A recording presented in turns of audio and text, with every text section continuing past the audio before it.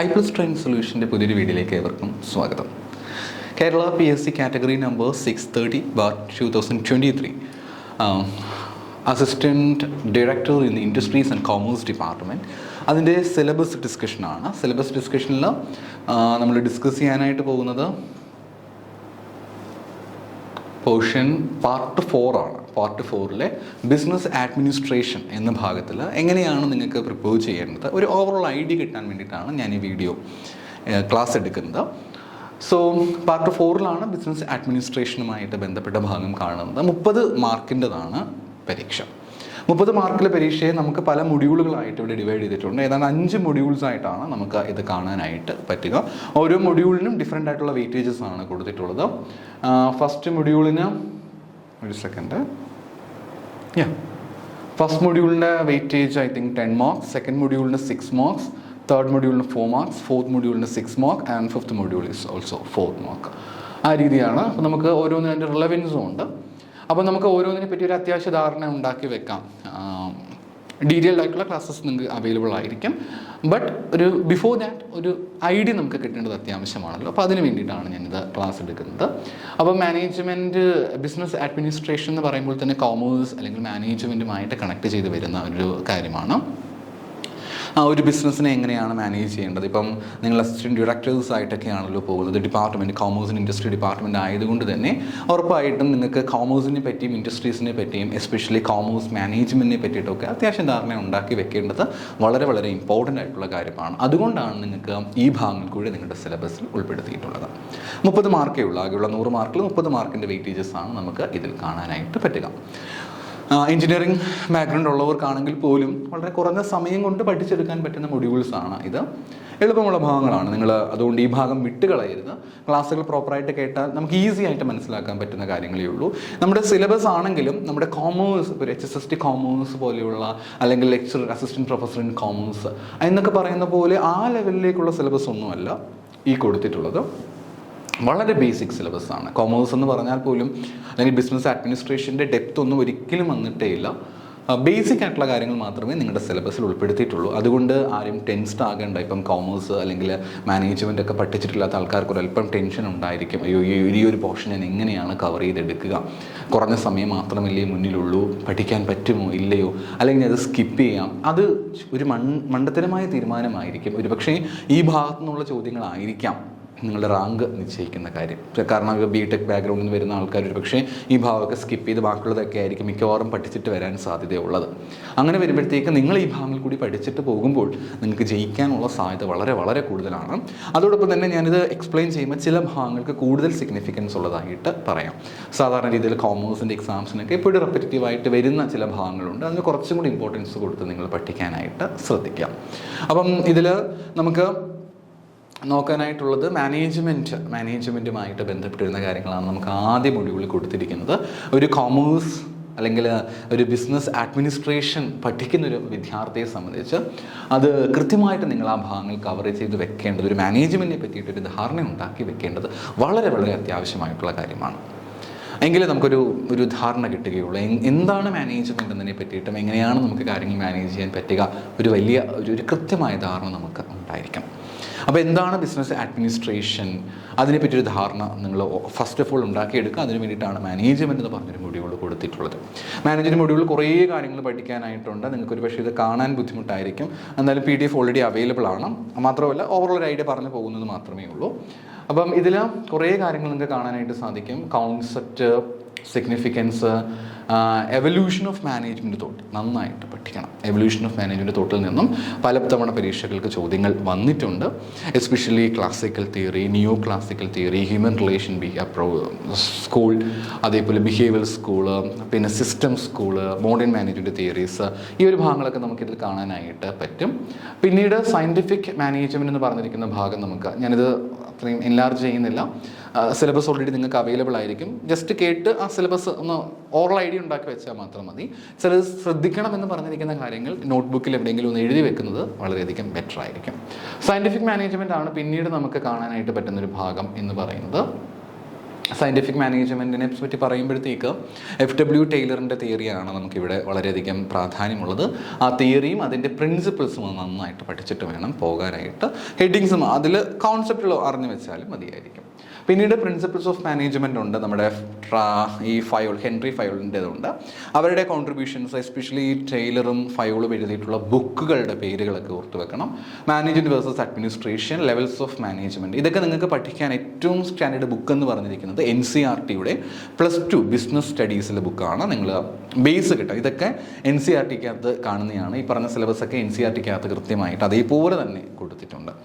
Concept, significance, evolution of management, scientific management, principles of management, contribution of Taylor's and Fayol, management versus administration, levels of management, nature and functions of management, MBO, ഇതെല്ലാം നിങ്ങൾക്ക് കൃത്യമായിട്ട് മറ്റ് ബുക്കുകൾ അധികം refer ചെയ്യേണ്ടതായിട്ട് വരുന്ന പിന്നെയും ഒരുപാട് സ്റ്റാൻഡേർഡ് ബുക്കുകളുണ്ട്. നമുക്ക് പഠിക്കാൻ സമയം കുറവായതുകൊണ്ട് ഏറ്റവും നല്ല ബുക്ക് ഈ ഒരു ഭാഗം പഠിക്കാനായിട്ട് നമ്മുടെ NCERTയുടെ +2 ബിസിനസ് സ്റ്റഡീസ് നിങ്ങൾക്ക് സ്വയം പോർട്ടലിൽ പോയാലും കിട്ടും, അല്ലെങ്കിൽ വെറുതെ ഗൂഗിളിൽ സെർച്ച് ചെയ്ത് കഴിഞ്ഞാലും PDF ആയി ഡൗൺലോഡ് ചെയ്യാനായിട്ട് പറ്റും. മൊഡ്യൂൾ 1 NCERTയുടെ ഞാനൊന്ന്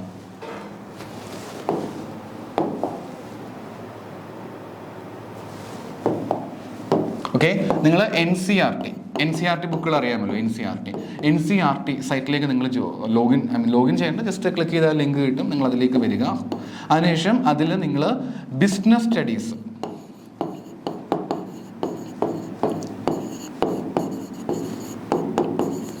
+2ൻ്റെ ബിസിനസ് സ്റ്റഡീസ് ഓക്കെ, +2ൻ്റെ ബിസിനസ് സ്റ്റഡീസ്.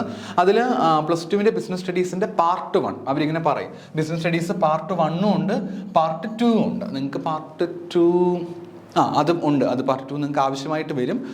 പക്ഷേ ഈ ഒരു ഫസ്റ്റ് മൊഡ്യൂൾ പഠിക്കാനായിട്ട് നിങ്ങൾക്ക് പാർട്ട് 2ൻ്റെ ആവശ്യം വരത്തില്ല. പാർട്ട് 1 മാത്രം ഡൗൺലോഡ് ചെയ്തിട്ട് വായിച്ചാൽ വായിക്കണമെന്നുള്ളവർക്ക് അത് വായിക്കാം. ബിക്കോസ് NCERT തന്നെയാണ്, NCERTയിൽ കൊടുത്തിരിക്കുന്ന അതേ കാര്യങ്ങൾ തന്നെയാണ് ഇവിടെ സിലബസ് ആയിട്ട് വന്നിരിക്കുന്നത്. അതുകൊണ്ട് NCERTന് ക്വസ്റ്റ്യൻ ചോദിക്കുമോ എന്ന് എനിക്കറിയില്ല. കാരണം അത് ഡിപ്പെൻസ് ആണല്ലോ, ക്വസ്റ്റ്യൻ നാളെ ഡിപ്പെൻഡ് ചെയ്യും. പക്ഷേ അത് വായിച്ചാൽ നമുക്ക് നല്ല ധാരണ കിട്ടും.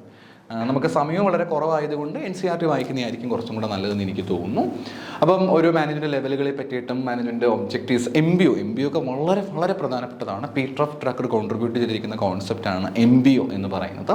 അതൊക്കെ നന്നായിട്ട് പഠിക്കണം. NCERTക്കകത്ത് ഡീറ്റെയിൽഡ് തന്നെ കൊടുത്തിട്ടുണ്ട്. പ്ലാനിങ്, ഇതും നമ്മുടെ NCERTക്കകത്ത് തന്നെയുള്ളതാണ്. മീനിങ്, ടൈപ്പ്, പ്രോസസ്, സ്ട്രാറ്റജിക് പ്ലാനിങ്ങും NCERTക്കകത്ത് ഇതെല്ലാം കവർ ചെയ്യുന്നുണ്ട്. Organisation, nature and process, forms, ഇതിൽ ഫോംസ് ആൻഡ് ഓർഗനൈസേഷൻ സ്ട്രക്ചർ, ഈ കാര്യം ഫോംസ് ആൻഡ് ഓർഗനൈസേഷൻ സ്ട്രക്ചർ വളരെ പ്രധാനപ്പെട്ടതാണ്.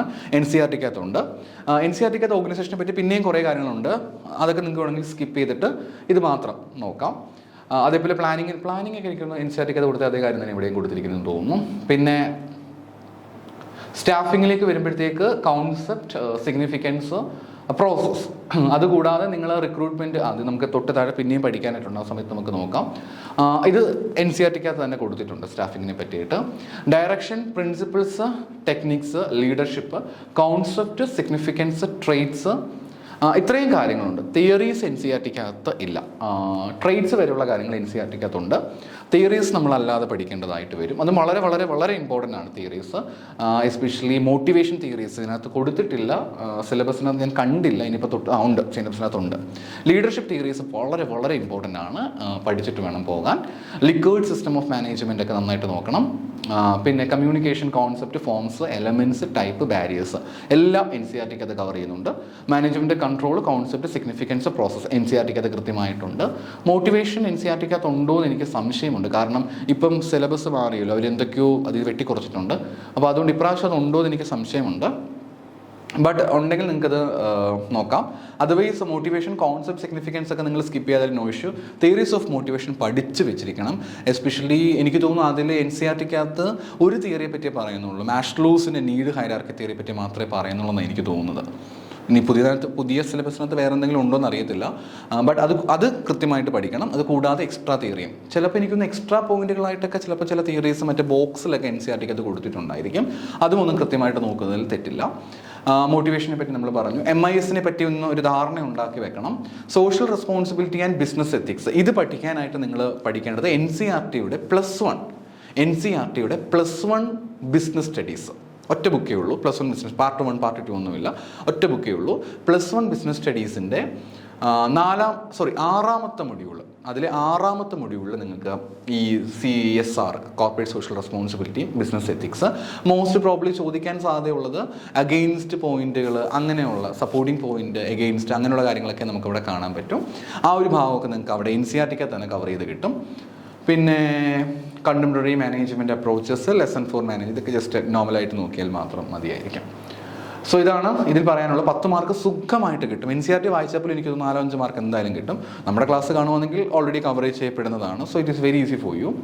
പിന്നെ FM-ലേക്ക് വരുമ്പോഴത്തേക്ക് നിങ്ങൾക്ക് കുറേ കാര്യങ്ങൾ ഇതിൽ നോക്കാനായിട്ടുണ്ട്. ഒരു ഫിനാൻഷ്യൽ മാനേജ്മെൻറ്റിനെ പറ്റിയിട്ടാണ് FM-ൽ നമുക്ക് കാണാനായിട്ട് പറ്റുക. അതായത് എങ്ങനെയാണ് അവിടുത്തെ ഫിനാൻസ് മറ്റും കൈകാര്യം ചെയ്യുന്നത്. ഇതിൽ നിങ്ങൾക്ക് ബേസ് കിട്ടാൻ ഏറ്റവും നല്ലത് NCERT ഒരു തവണയെങ്കിലും, എനിക്ക് തോന്നുന്നു ക്ലാസ്സുകൾ നിങ്ങളിപ്പം I+ൻ്റെ ക്ലാസ്സുകൾ നിങ്ങൾ കേട്ട ശേഷം NCERT വായിച്ചാലും ധാരണ കിട്ടും. അല്ലെങ്കിൽ NCERT ഒന്ന് വായിച്ചിട്ട് ഇതിലേക്ക് വരുവാണെങ്കിൽ വളരെയധികം ബെറ്റർ ആയിരിക്കും. ഒട്ടുമേ കോമേഴ്സിനെ പറ്റി അറിയത്തില്ലെങ്കിൽ +1 ബിസിനസ് സ്റ്റഡീസിൻ്റെ I think 7ാമത്തെ യൂണിറ്റ് ആണെന്ന് തോന്നുന്നു. പുതിയ സിലബസിൽ എനിക്കറിയില്ല. പഴയ സിലബസ് പ്രകാരം 7ാമത്തെ യൂണിറ്റിലാണ് +1 ബിസിനസ് സ്റ്റഡീസിൻ്റെ 7ാമത്തെ യൂണിറ്റ് നോക്കിയിട്ട് +2 ബിസിനസ് സ്റ്റഡീസിൻ്റെ 2ാമത്തെ ബിസിനസ് സ്റ്റഡീസ് സെക്കൻഡ് എന്ന് പറയുന്നതിനകത്ത് I think 10ാമത്തെയോ എന്തോ മൊഡ്യൂളാണ് ഉള്ളത്. അത് വായിച്ചാൽ നല്ലവണ്ണം ഒരു ധാരണ കിട്ടും. അതിനുശേഷം നിങ്ങൾ ഈ ക്ലാസ് കേൾക്കുവാണെങ്കിൽ ഒരു കൃത്യമായിട്ട് നിങ്ങൾക്ക് മനസ്സിലാക്കാനായിട്ട് പറ്റും. ഇതിൽ ഒരു പോയിന്റും സ്കിപ്പ് ചെയ്യാനായിട്ട് പറ്റത്തില്ല. എല്ലാ പോയിന്റുകളും ഇമ്പോർട്ടൻ്റ് ആണ്. ഏത് ഒഴിവാക്കണമെന്ന് പോലും പറയാനായിട്ട് പറ്റത്തില്ല. ബിക്കോസ് എല്ലാ പോയിന്റുകളും ഇമ്പോർട്ടൻ്റ് ആണ്. NCERTക്ക് അത് പൂർണ്ണമായിട്ടും ഇത് കവർ ചെയ്യുന്നില്ല. ബേസിക് NCERT വായിച്ചുകൊണ്ട് പ്രത്യേകിച്ച് വലിയ മാർക്ക് സ്കോർ ചെയ്യാനായിട്ട് പറ്റണമെന്നില്ല. കാരണം ഭയങ്കര ബേസാണ് NCERT. അതുകൂടാതെ കുറച്ച് എക്സ്ട്രാ എഫേർട്സ് ഇട്ടാൽ മാത്രമേ നിങ്ങൾക്ക് ഈ ഭാഗത്ത് നിന്ന് മാർക്ക് സ്കോർ ചെയ്യാനായിട്ട് പറ്റുകയുള്ളൂ. ഇതിൽ ഒന്നും ഒഴിവാക്കാനായിട്ട് പറ്റത്തില്ല. എല്ലാ ഭാഗത്തു നിന്നും ചോദ്യങ്ങൾ ചോദിച്ച് കാണുന്ന ഒരു മേഖലയാണ് 2ാമത്തെ മൊഡ്യൂൾ. പക്ഷേ ഞാൻ പറഞ്ഞല്ലോ, നിങ്ങൾ +2 NCERTയുടെ ആദ്യം നിങ്ങൾ ഒട്ടുമേ ഒരു ഐഡിയയും ഇല്ല, കോമേഴ്സിനെ പറ്റി ഒരു ധാരണയും ഇല്ലാത്ത വ്യക്തിയാണ്, മാനേജ്മെൻറ്റിനെ പറ്റി ഒരു ഐഡിയയും ഇല്ല എങ്കിലും +1 ബിസിനസ് സ്റ്റഡീസിൻ്റെ 7ാമത്തെ മൊഡ്യൂൾ എന്തോ ആണ്. അതിൽ നിങ്ങൾക്ക് സോഴ്സസ് ഓഫ് ഫിനാൻസുകളെ പറ്റി കിട്ടും. ഒന്ന് വായിച്ചു കഴിഞ്ഞാൽ എന്താണെന്നൊരു ഐഡിയ കിട്ടും. അതായത് നോട്ട് എഴുതി പഠിക്കേണ്ട കാര്യമൊന്നും അവിടെയില്ല. ഒരു ഐഡിയ കിട്ടും എന്താണെന്നുള്ള കാര്യം. അത് വായിച്ചില്ലെങ്കിലും കുഴപ്പമില്ല. ഒട്ടും അറിയത്തില്ല, ഫിനാൻസ് എന്ന് വെച്ചാൽ എന്താണെന്ന് പോലും അറിയാത്തവർ മാത്രം അത് വായിച്ചാൽ മതി. അതിനുശേഷം +2 NCERTയുടെ ബിസിനസ് സ്റ്റഡീസ് പാർട്ട് 2 അതിന് വളരെ വ്യക്തമായിട്ട് തന്നെ എഴുതിയിട്ടുണ്ട്. ഫിനാൻസ് മാനേജ്മെൻറ്റ് 9ാമത്തെ മൊഡ്യൂളോ 10ാമത്തെ മൊഡ്യൂളും അങ്ങനെ എന്തോ ആണ്. 2ാമത്തെ പാർട്ട് വായിച്ചത് കാണും. അതൊന്ന് വായിക്കുന്നത് നല്ലതായിരിക്കും. നല്ലൊരു ഐഡിയ കിട്ടും നിങ്ങൾക്ക് എന്താണ് സംഭവത്തിനെ പറ്റിയിട്ട്. പക്ഷെ അത് ഇനഫല്ല, കുറച്ചും കൂടെ കൂടുതലായിട്ട് നിങ്ങൾ പഠിക്കണം. പിന്നെ സമയം കുറവായതുകൊണ്ട് അധികം റെഫറൻസിലേക്ക് പോകാൻ പറ്റില്ല. എന്നാലും നിങ്ങൾക്ക് സമയമുണ്ട് എങ്കിൽ IM പാണ്ഡെയുടെ ഫിനാൻഷ്യൽ മാനേജ്മെൻറ്റ്, IM പാണ്ഡെ അദ്ദേഹത്തിൻ്റെ ഫിനാൻഷ്യൽ മാനേജ്മെൻറ്റ് ബുക്ക് വായിച്ചാലും നല്ലൊരു ഐഡിയ കിട്ടും. പക്ഷേ ഭയങ്കര കോംപ്രഹെൻസീവാണ്. സമയമുണ്ടെങ്കിൽ മാത്രം പോവുക, ഇല്ലെങ്കിൽ സ്കിപ്പ് ചെയ്തേക്കാം. ഇത് I+ൻ്റെ ക്ലാസ്സുകൾ മാത്രം സ്റ്റിക്ക് ചെയ്താലും നിങ്ങൾക്ക് പോർഷൻസ് എല്ലാം കവർ ചെയ്യപ്പെടുന്നുണ്ട്. പിന്നെ HRM-ആയിട്ട് ബന്ധപ്പെട്ട് നമുക്ക് കുറേ കാര്യങ്ങളുണ്ട് പഠിക്കാനായിട്ട്. ഇവിടെയും ഒരു MBO എന്ന് പറഞ്ഞിരിക്കുന്ന ഭാഗം നമുക്ക് കാണാനായിട്ട് പറ്റും. Concept, nature, features, objectives, functional areas, human resource development, അങ്ങനെ കുറേ കാര്യങ്ങളെപ്പറ്റി പറയുന്നുണ്ട്. ഇതിൽ പരീക്ഷയ്ക്ക് നിങ്ങൾ സ്കിപ്പ് ചെയ്യാൻ ഞാനൊന്നും പറയത്തില്ല. എങ്കിലും സിഗ്നിഫിക്കൻസ് കൊടുക്കേണ്ട കാര്യം HRD വരാറുണ്ട്. പിന്നെ ഹ്യൂമൻ റിസോഴ്സ് ഡെവലപ്മെൻറ്റ് പ്രോസസ്സുകൾ നിങ്ങൾക്ക് കൃത്യമായിട്ടും നോക്കേണ്ടതായിട്ടുണ്ട്. Employees training and development is very very important. നിങ്ങൾക്ക് ആ ഭാഗത്തൊരു ചോദ്യം കിട്ടാൻ സാധ്യത വളരെ വളരെ കൂടുതലാണ്. പെർഫോമൻസ് അപ്രൈസൽ, അതിൽ തന്നെ 360 ഡിഗ്രി അപ്രൈസൽ എന്ന് പറഞ്ഞിരിക്കുന്ന ഒരു കാര്യം നിങ്ങൾക്ക് കാണാനായിട്ട് സാധിക്കും. ആ ഒരു ഭാഗവും നിങ്ങൾ കൃത്യമായിട്ടും പഠിക്കേണ്ടതായിട്ട് ഉണ്ട്. So performance evaluation, performance appraisal പോലെയുള്ള കാര്യങ്ങൾ കൃത്യമായിട്ടും ആ ഒരു ഭാഗത്ത് നിങ്ങൾ നോക്കേണ്ടതായിട്ട് ഉണ്ട്. ഡിസ്പ്യൂട്ടുകൾ ജസ്റ്റ് നോക്കണം. നിങ്ങൾക്ക് ക്ലാസ്സസ് കണ്ടാൽ തന്നെ നിങ്ങൾക്ക് ഒരു ഓവറോൾ ഐഡിയ കിട്ടും എന്താ സംഭവം എങ്ങനെയാണെന്നുള്ളതിനെ പറ്റിയിട്ട്.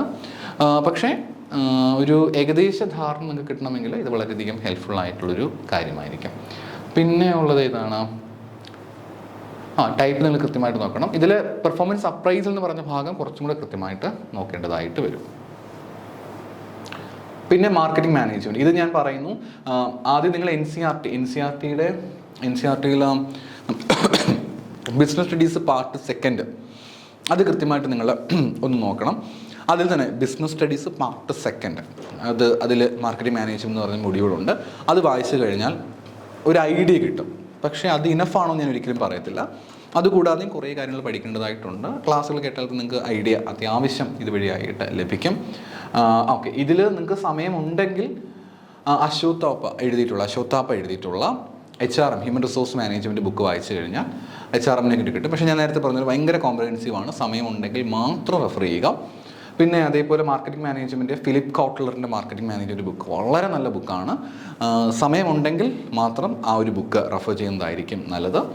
അത് ഭയങ്കര ഒരുപാട് കോംപ്രഹെൻസീവാണ്. അതില്ല എങ്കിൽ നിങ്ങൾ NCERTയുടെ +2 ബുക്സ് ഫോളോ ചെയ്ത് കഴിഞ്ഞാലും അത്യാവശ്യം ഒരു ധാരണ കിട്ടും. ഇതിൽ കൂടുതൽ മാർക്കറ്റിംഗ് എങ്ങനെയാണ്, മാർക്കറ്റിങ്ങിൻ്റെ പ്രത്യേകതകൾ, ബിഹേവിയേഴ്സ്, അങ്ങനെയുള്ള കുറേ കാര്യങ്ങളൊക്കെയാണ് നമുക്കിവിടെ കൂടുതലായിട്ടും കാണാനായിട്ട് പറ്റുക. പ്രോഡക്റ്റ്, പ്രൊഡക്ഷൻ, ബ്രാൻഡിങ്, അതേപോലെ കുറേ കാര്യങ്ങളൊക്കെയാണ്. +2 ബുക്സ് മാത്രം നോക്കിയാൽ ഐഡിയ കിട്ടും. പക്ഷേ അത് മാത്രം പോരാ, ഇതിൽ പ്രൈസിങ് സ്ട്രാറ്റജീസ് ഒക്കെ ഭയങ്കര ഇമ്പോർട്ടൻ്റ് ആണ്. ക്ലാസ്സുകൾ തന്നെ പ്രോപ്പറായിട്ട് കേൾക്കുമ്പോൾ ഒരു ധാരണ കൃത്യമായിട്ട് മനസ്സിലാക്കാൻ പറ്റും. പിന്നെ ഫിലിപ്പ് കോട്ട്ലറിൻ്റെ ബുക്ക് വായിച്ചാൽ ഇതെല്ലാം അത്യാവശ്യം കവർ ചെയ്യപ്പെടുന്നുണ്ട്. പിന്നെ ഓപ്പറേഷൻ മാനേജ്മെൻറ്റുമായിട്ട് ബന്ധപ്പെട്ട് ഇന്ന ബുക്ക് വായിക്കണമെന്ന് എനിക്ക് സജസ്റ്റ് ചെയ്യാനായിട്ട് പറ്റില്ല. പ്രത്യേകിച്ച് അങ്ങനെ ഒരു പർട്ടിക്കുലർ ബുക്കിൽ എന്ന് നമുക്ക് കവർ ചെയ്യാൻ സാധിക്കില്ല. പ്രത്യേകിച്ച് ബേസിക് ആയിട്ടുള്ള ബുക്കുകളും NCERTക്കകത്ത് എനിക്ക് തോന്നുന്നില്ല കവർ ചെയ്യപ്പെടുന്നുണ്ടെന്നുള്ളത്. ഓപ്പറേഷൻ മാനേജ്മെൻറ്റിൽ കൂടുതലായിട്ടും കുറേ കാര്യങ്ങൾ ഇതിനകത്ത് കാണാനായിട്ട് പറ്റും. പുതിയ പ്രോഡക്റ്റ് ഡെവലപ്പ് ചെയ്യുന്നതുമായിട്ട് ബന്ധപ്പെട്ട സ്റ്റഡീസ് ഭയങ്കര ഇമ്പോർട്ടൻ്റ് ആണ്. പിന്നീട് ഇതിൽ ഈ ഭാഗമാണ് നിങ്ങൾ നന്നായിട്ട് നോക്കേണ്ടത്. കോമേഴ്സിൻ്റെ പരീക്ഷകൾക്ക് പോലും ഒരുപാട് ചോദ്യങ്ങൾ ഈ ഭാഗത്ത് നിന്ന് വന്ന് കണ്ടിട്ടുണ്ട്. Total quality management, TQM is very very important portion.